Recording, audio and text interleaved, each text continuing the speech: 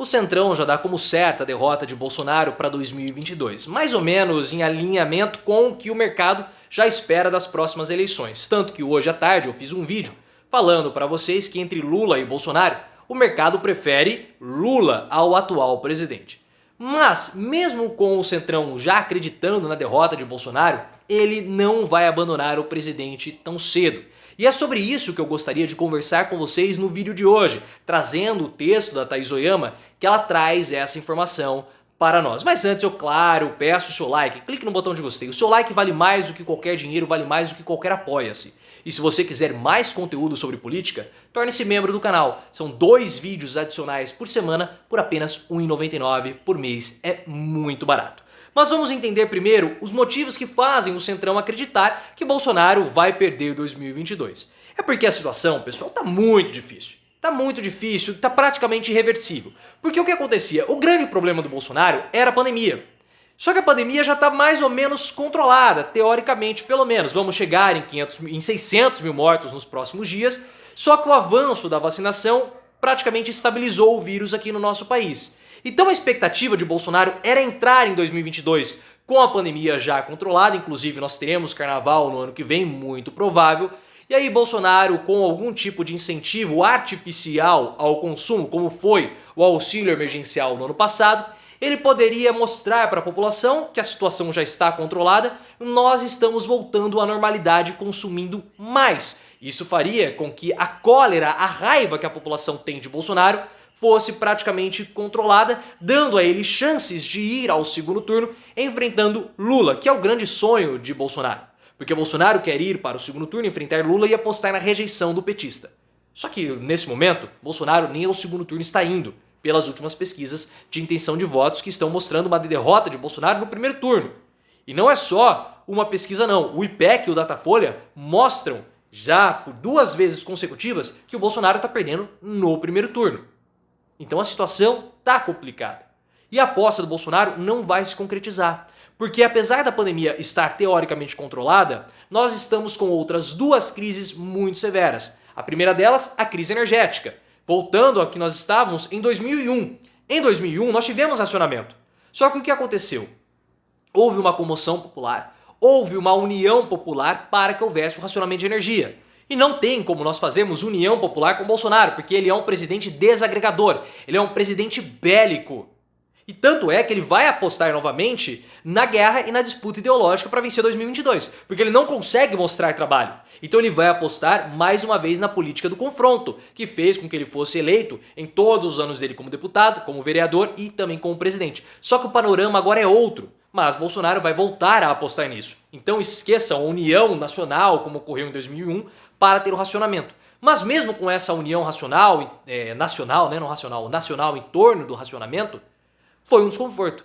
E a atividade industrial caiu muito, tanto que o Fernando Henrique Cardoso não conseguiu forjar o sucessor dele, o José Serra, que perdeu por Lula. Então esse já é um problema que vai afetar a atividade industrial, reduzindo assim o crescimento do país, que vai ser um crescimento pífio. E aí nós temos o segundo problema, que é a estagflação.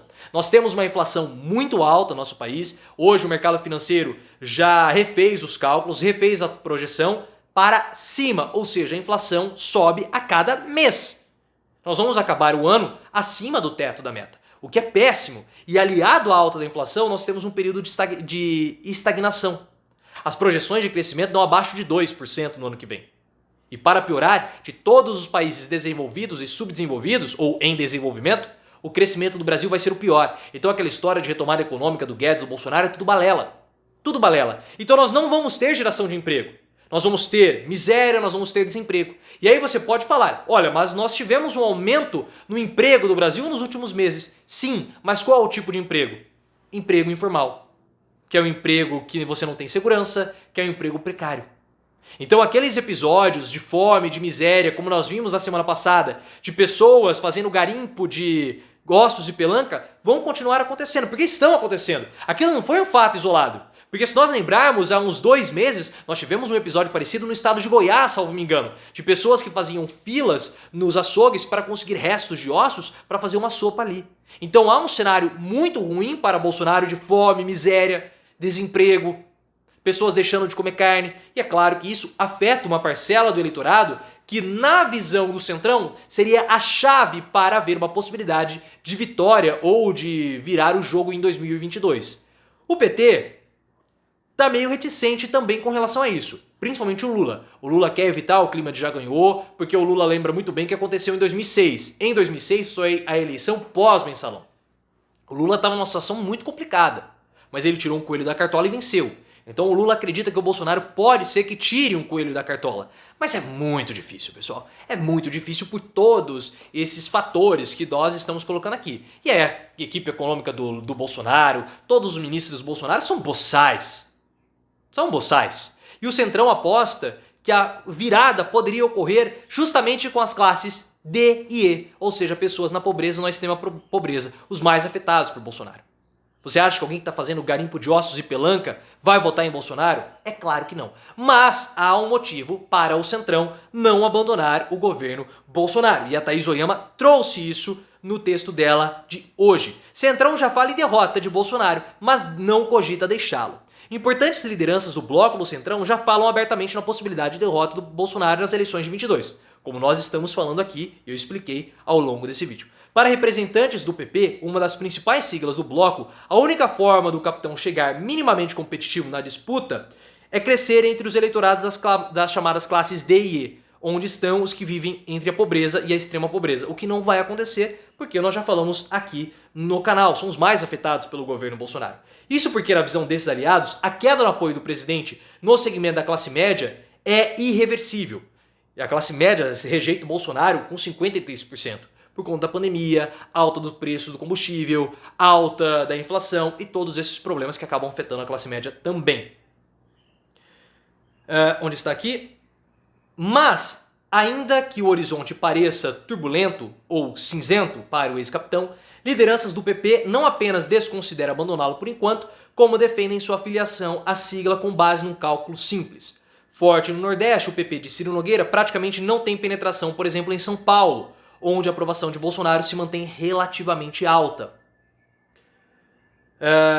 Como que conta para as legendas? São as cifras do fundo partidário e eleitoral, e como o valor desses fundos depende sobretudo do número de votos para deputados federais que eles conseguem amealhar, a influência do presidente em colégios eleitorais importantes como São Paulo e Rio de Janeiro pode ser determinante para estufar os cofres da sigla, garantindo poder e influência para os seus caciques. Porque o que acontece? Hoje o PSL tem a Carla Zambelli, que vai para o partido que o Bolsonaro for, e também o Eduardo Bananinha, que foi o deputado federal mais votado na história do nosso país. E ele, claro, iria também para o PP. Então, Eduardo Bolsonaro e Carla Zambelli poderiam trazer, pelas legendas, novos parlamentares para o PP. E as projeções fazem com que o PP pense em aumentar em 1/3 a bancada da Câmara, que hoje tem 42 parlamentares. No momento em que o PSL se une ao DEM para formar um super partido, e de fato vai ser um super partido, o PSL com o DEM vão ter muitos deputados, fundo partidário pesadíssimo, já pensando também naquela cláusula de barreira, não vamos nos esquecer disso. Não vamos nos esquecer disso.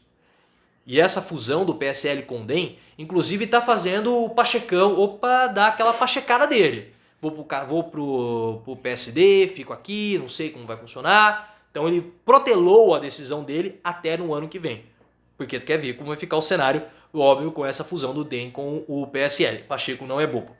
E o PSD se prepara para entrar em campo com o candidato à presidência. Ter em seus quadros um presidente da República, ainda que capenga, é o melhor que o PP pode querer. Ou seja, o PP não abandonou o Bolsonaro ainda, porque ainda é lucrativo mesmo Bolsonaro sendo o estorvo. Então o PP vai ficar com o Bolsonaro até, na verdade não por Bolsonaro, mas sim por Carla Zambelli e o Dudu Bananinha. O problema é que essa estratégia é o seguinte, se o Lula já fechar as alianças com outros partidos, o PP vai ficando para trás na fila do pão. Vai ficando para trás. Mas vamos ver o que vai acontecer. Há uma resistência interna no PP, como eu tenho mostrado para vocês já nos últimos dias, principalmente no Nordeste, porque o pessoal do Nordeste não quer que o Bolsonaro se filie ao partido, porque eles preferem apoiar Lula naquela região, já que o apoio de Bolsonaro no Nordeste é devastador. Vamos continuar observando o que vai acontecer, mas percebam que apesar da gente estar longe de 2022, as pecinhas no tabuleiro de xadrez já começaram a se movimentar. Se você gostou do vídeo, clique no botão de gostei, não seja tímido, não miguele o like, se inscreva no canal, ative as notificações, me siga no Instagram, canal Profiléu, e também no Twitter, @profileoficial.